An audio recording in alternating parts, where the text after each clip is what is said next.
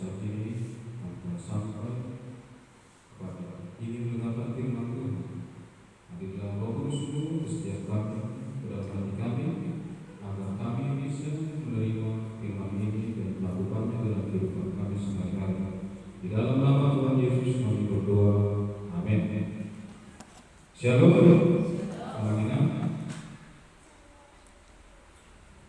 Mari kita tetap semangatnya memuji Tuhan. Kita tidak seberapa yang datang ini, kita harus tetap semangat untuk datang kepada Tuhan. Jangan terlalu, karena di mana 2-3 orang memuji Tuhan, Tuhan ada di situ. Tuhan senang dia datang ke gereja ini memuji Tuhan. Amin ya.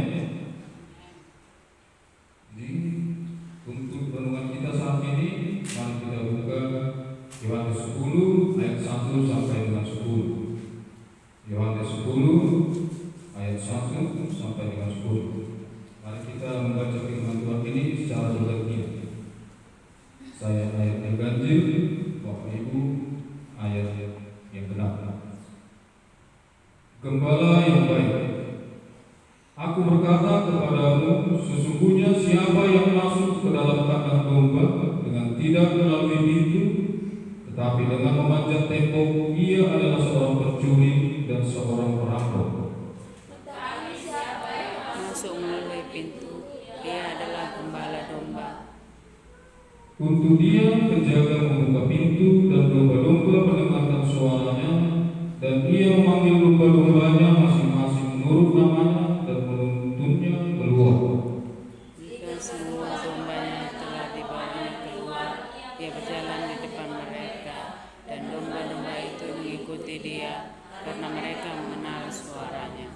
Tetapi seorang asing pasti tidak mereka ikuti, malah mereka lari daripadanya, karena suara orang-orang asing itu tidak mereka kenal. Itulah yang dikatakan Yesus dalam perumpamaan kepada mereka, tetapi mereka tidak mengerti apa maksudnya. Dia berkata demikian kepada mereka. Maka kata Yesus sekali lagi, aku berkata kepadamu, sesungguhnya akulah pintu ke domba-domba itu. Ingat yang sebelum aku adalah pencuri dan perampok, dan domba-domba itu tidak mendengarkan mereka. Akulah pintu, barang siapa masuk melalui aku, ia akan selamat dan ia akan masuk dan keluar dan menemukan padang rumput. Pencuri datang hanya untuk mencuri dan membunuh dan membinasakan. Aku datang supaya mereka mempunyai hidup dan mempunyai dalam segala kelimpahan. Amin. Sampai di situ baca firman Tuhan. Bapak Ibu, judul dari nats kita ini adalah gembala yang baik. Berarti ada gembala yang tidak baik ya. Dalam tradisi Yahudi banyak gembala, banyak pekerjaan orang sebagai peternak. Jadi banyak gembala-gembala pada saat itu, dan kebanyakan gembala yang tidak baik. Di dalam tradisi Yahudi pada masa Tuhan Yesus ada 3 kelompok yang dianggap sebagai orang-orang pendosa, sebagai orang-orang yang najis, gitu ya. Yang pertama adalah orang Samaria, yang kedua pemungut cukai, yang ketiga adalah gembala-gembala ternak. Jadi mengapa gembala-gembala ini bisa pendosa? Gembala ini di sini kalau di kita sekarang ya, itu adalah seorang pengamal. Pengamal itu adalah bekerja, dibayar oleh tuannya yang mempunyai ternak. Dia bekerja untuk menghidupi, untuk merawat, memberi makan binatang yang digembalakannya. Tapi kebanyakan gembala pada saat itu tidak mengutamakan keselamatan yang diternaknya atau domba atau binatang yang digembalakannya. Dia lebih mengutamakan gaji. Lebih parah lagi, para gembala-gembala pada saat itu banyak yang korupsi.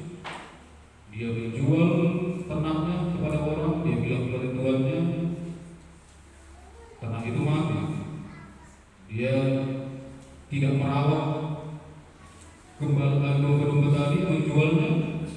Dia bilang ternak itu sakit dan mati. Jadi itulah Mengapa gembala-gembala pada zaman itu adalah orang-orang berdosa dan berdosa. Jadi di sini dalam pembacaan kita ini Tuhan mengibaratkan dia adalah gembala dan gembala yang baik. Di sini Yesus menggambarkan dirinya sebagai gembala untuk beternak domba, mengawal domba, dan kita digambarkan sebagai domba yang digembalakan. Bapak Ibu yang terkasih, Yesus mengumpamakan kita, menggambarkan kita sebagai domba. Mengapa kira-kira? Karena pada saat itu banyak ternak pada zaman Tuhan Yesus di Israel dahulu. Ada ternak domba, kambing, biasa, sapi, lembu, dan Tuhan memilih kita sebagai domba. Itu kita disebut domba, yaitu karena sifat domba itu, sifat binatang itu. Yang pertama apa sifatnya? Sifat domba itu. Bagaimana domba? Domba adalah salah satu binatang yang paling bodoh. Binatang yang bodoh, itulah domba ya. Kalau domba berjalan di depannya ada jurang, dia pasti jalan di situ dan masuk ke jurang itu. Itulah sakit bodohnya domba. Jadi domba itu butuh tuntunan supaya dia jangan salah jalan dan masuk jurang. Begitu juga dengan kita, Bapak Ibu. Kita habis ini domba. Jadi kita harus butuh tuntunan Tuhan agar kita jangan salah jalan dalam hidup kita ini.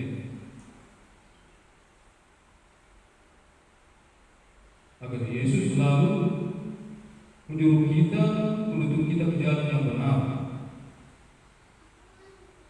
Tapi kalau kita sudah masuk ke dalam jurang itu, kalau kita masih mengandalkan Tuhan, masih menganggap Tuhan sebagai gembala kita, Tuhan pasti menolong kita, menurunkan tanahnya ke jurang itu, menarik kita, supaya digendong kita pulang kembali ke rumah. Itulah kebaikan gembala Tuhan Yesus. Kita menjadikan dia tetap gembala kita, dia menuntun kita agar tidak jatuh di jalan yang sama. Walaupun kita sudah jatuh, dia menolong katakan, mengangkat kita, membawa kembali pulang ke rumah. Yesus adalah gembala yang baik dan yang terbaik. Domba juga adalah salah satu binatang yang lemah. Dari binatang yang bodoh, sekarang domba adalah binatang yang lemah. Kalau domba makan rumput di padang, dia berjumpa dengan serigala atau binatang buas, dia akan menjadi sasaran empuk, menjadi makanan lezat daripada binatang buas itu. Karena domba lemah, dia tidak tahu kalau itu akan memangsa dia. Dia tidak tahu lari karena dia lemah. Dia hanya bisa pasrah untuk dimakan oleh binatang-binatang buas atau serigala itu. Ya? Jadi oleh karena itu domba butuh perlindungan, butuh penjagaan. Domba butuh dilindungi dan dijaga. Dan di sini Tuhan tadi mengatakan domba dia adalah gembala yang baik. Dia akan menjaga domba itu tidak dimangsa binatang buas itu. Tuhan Yesus mengatakan, akulah gembala yang baik, aku rela memberi nyawaku untuk domba-domba. Dia rela memberi nyawaku demi menjaga domba. Jadi kalau kita sebagai domba, kita berlindung kepada Tuhan Yesus, kita pasti akan selamat. Amin ya. Bapak Ibu yang terkasih, selain Yesus adalah gembala yang baik, sesuai judul nas kita ini, dia adalah pintu. Dua pernyataan Tuhan Yesus di sini adalah sejarah ya. Aku adalah gembala yang baik. Aku adalah pintu. Dan di sini kita membahas tentang pintu. Tapi judulnya tadi gembala yang baik, diawali dengan gembala yang baik. Jadi ini harus dijaga. Kalau pintu, akulah gembala yang baik. Karena di sini Tuhan Yesus mengumpamakan tentang gembala dan domba. Jadi itu harus dijaga. Agar domba itu bisa hidupnya selamat, dia juga harus punya kandang agar tidak dicuri atau dirampok oleh manusia lain atau dimangsa binatang buas. Jadi dia harus punya kandang. Dan Tuhan Yesus katakan dialah pintu untuk masuk ke dalam kandang ini. Akulah pintu. Ibu, biasanya setiap pintu kandang cuma ada satu ya. Kandang ayam, kandang kambing, kandang lembu, kandang babi, atau kandang sebagainya, biasanya cuma ada satu pintu. Tidak ada pintu dapur, kalau jendelanya atau ventilasi tidak ada, hanya satu pintu, pintu masuk dan pintu keluar. Dan pintu itu adalah Yesus. Ketika domba masuk kandang, domba akan selamat. Dan ketika keluar dari kandang, tadi katanya akan menemukan padang rumput. Karena sesudah selamat dia masuk kandang, dia dibawa keluar lagi oleh seorang gembala yang baik. Jadi kalau gembalanya tidak baik, domba bisa celaka, tidak bisa menemukan padang rumput, atau dimasukkan ke dalam pintu yang sama. Kalau gembala yang tidak baik, karena banyak pintu, ada banyak pintu, ada pintu kandang lembu, ada pintu harimau, karena banyak pintu kandang. Jadi kalau domba dimasukkan ke pintu kandang sapi misalnya, ya pasti bahaya di sana. Atau di separe sapi itu ya.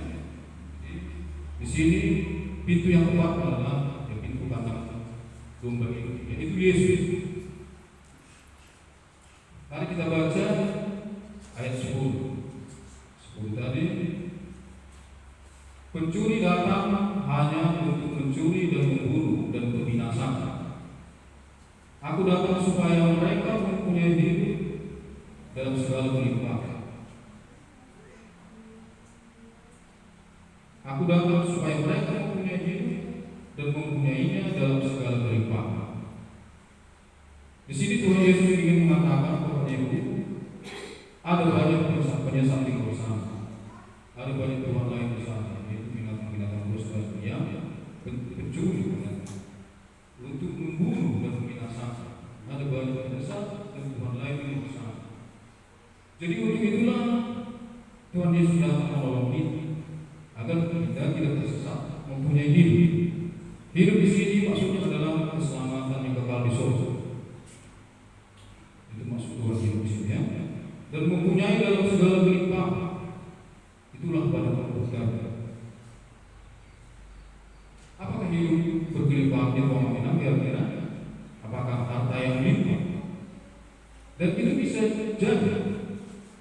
Karena kalau kita umat Kristus kaya raya, hidup limpah, kita bisa menjadi berkat bagi orang lain dan orang miskin. Karena pengikut Yesus tidak ada yang merasa miskin dan marah ya. Kalau kita merasa benar-benar pengikut Yesus, kita tidak akan pernah merasa kita orang miskin dan orang marah. Karena hidupnya sudah dijamin oleh Tuhan. Kita sudah dijamin oleh Tuhan. Amin, amin, amin ya. Tapi di sini hidup berkelimpahan itu bukan hanya sekedar harta ya. Mari kita baca tadi sudah kita dengar di Mazmur responsor yang kita tadi Mazmur 3 apa arti hidup berkelimpahan. Baca lagi Mazmur 3 sampai 3. Tuhan gembala yang baik, sama dengan asli tadi. Tuhan adalah gembalaku, takkan kekurangan aku. Takkan kekurangan aku. Di sini artinya inilah hati beribadah kita bercukup. Ia memberikan aku di padang yang berumput hijau. Ia memimpin aku ke air yang tenang. Ia menyegarkan jiwaku. Inilah hidup bagi jiwa kita segar. Ia menuntun aku di jalan yang benar oleh kebenaran. Ketika jiwa kita segar, kita tetap di jalan Tuhan oleh karena namanya, kita merasa hidup kita pasti dan berlimpah. Itulah maksudnya hidup dalam berlimpah, bukan hanya punya harta yang banyak ya.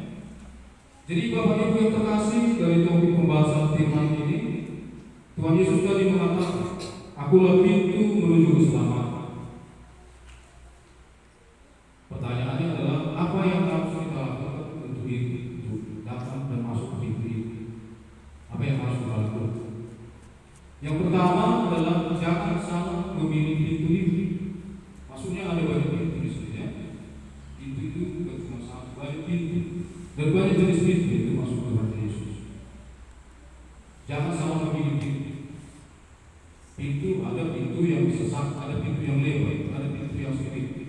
Tapi Tuhan masuklah melalui pintu yang sesat itu, karena luas dan lebar pintu menuju kebinasaan. Kita harus memilih pintu yang seperti itu. Apakah pintu yang sesat itu, Bapak Ibu? Pintu yang sesat itu ialah bisa kita katakan sekarang ini pintu gereja ini. Ini pintu yang sesat. Kita ada berapa orang di sini? Ini pintu yang sesat. Orang-orang lebar yang tidak memilih Kristus. Itu sangat susah. Jadi berbahagialah kita yang datang orang-orang pada hari ini. Karena kita sudah memasuki pintu yang sesat itu. Itulah pintu yang sesat. Datang memuliakan Tuhan, itulah pintu yang sesat.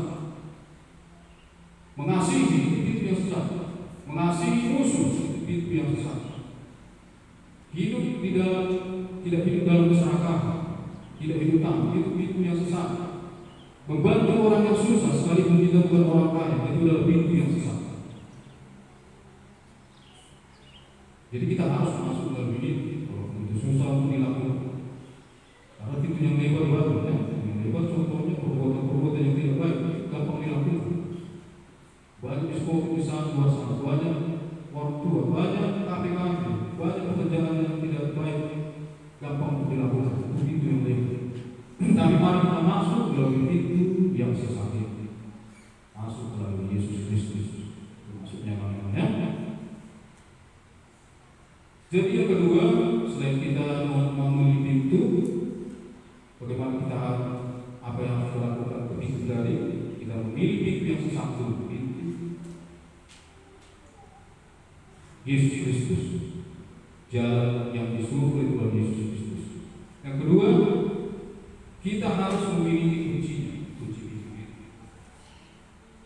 Biasanya pintu pasti ada kuncinya, ya. Jangan pintu nggak ada kuncinya. Ensel pasti ada supaya orang tidak gampang masuk. Ya. Jadi kita harus memiliki kunci pintu itu untuk masuk ke pintu tadi. Karena Tuhan Yesus sudah mengatakan akulah pintu. Jadi apakah kuncinya di luar itu? Mari kita buka di Matius 16 ayat 19. Matius 16 ayat 19. Apakah kuncinya yang kunci pintu itu? Matius 16 ayat 19. Bunyinya, kepadamu akan kuberikan kunci kerajaan surga. Inilah kunci itu, kunci kerajaan surga. Apa yang kamu ikat di dunia ini akan terikat di surga, dan apa yang kamu lepaskan di dunia ini akan terlepas di surga. Itulah kunci pintu yang dikatakan Yesus adalah pintu. Jadi apa maksudnya di sini, anak-anak? Di sini maksudnya adalah kita mengikat pintu, jadilah penjara manusia, kata Tuhan Yesus. Di sini artinya mengikat adalah mengajak orang yang tidak kenal Yesus Kristus untuk datang kepada Tuhan Yesus. Itulah kunci yang dikatakan manusia, memberitakan firman Tuhan, memberitakan Injil, mengajak orang supaya datang kepada Tuhan, menasihati orang yang berbuat salah supaya datang kepada Tuhan untuk berbuat baik. Itulah yang dimaksud di sini. Apa yang kamu ikat di dunia akan diikat di surga. Tuhan akan senang kalau kita bisa membawa orang, misalnya agama lain, kepada Yesus Kristus. Ya. Itu maksud di sini. Kita harus bisa menjadi manusia datang kepada Tuhan. Ya, kalau contohnya saya sudah menjadi satu orang miskin, dulunya bukan Kristen, ya. Saya ikat kakinya, saya bawa kepada Tuhan Yesus. Itulah contohnya di sini. Jadi akan terikat di surga nanti. Kita akan diikat Tuhan di surga karena kita sudah mengikat banyak orang. Karena itulah tujuan Tuhan Yesus, mencari orang-orang yang hilang. Kita harus sama seperti Tuhan Yesus, membawa orang datang kepada Dia. Itu artinya di sini yang mengikatnya. Dan Bapak Ibu, kalau kita tidak bisa menjadi membawa orang kepada Tuhan Yesus, paling tidak kita jangan melepaskan diri, jangan melepaskan firman Tuhan ini. Inilah firman Tuhan ini. Karena apa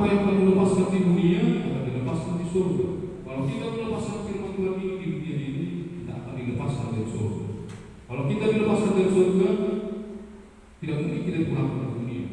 Karena tujuan akhir hidup manusia cuma dua, antara surga dan neraka.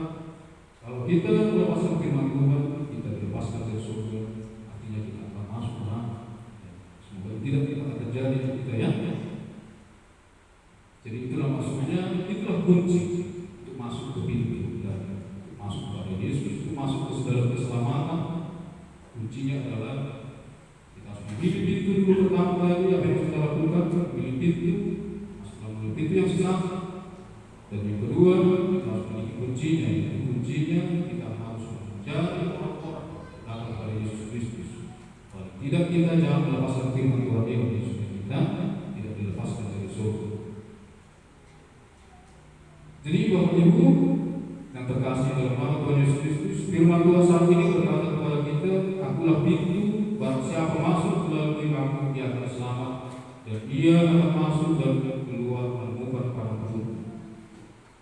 Masuklah melalui pintu yang sesat itu, karena lebar dan luaslah jalan menuju kepada kebinasaan. Jadi Bapak Ibu, marilah kita menjadikan Yesus sebagai pintu kita, menjadikan Yesus sebagai gembala kita, agar kita masuk ke dalam hidup dan mempunyai hidup dengan penuh kenikmatan. Amin. Kita berdoa. Terima kasih Tuhan, kami sudah mendengarkan firman-Mu, dan kiranya firman-Mu ini menjadi pelita bagi kami yang terang bagi jalan kami. Dan kiranya kami Tuhan bisa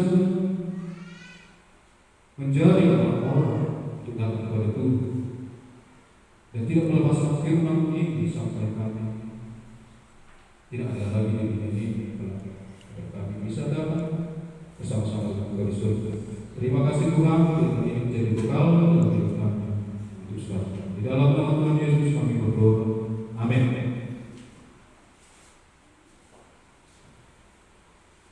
Mari kita bangkit Bapak Ibu, kita bernyanyi tak puji di belakang. Tak puji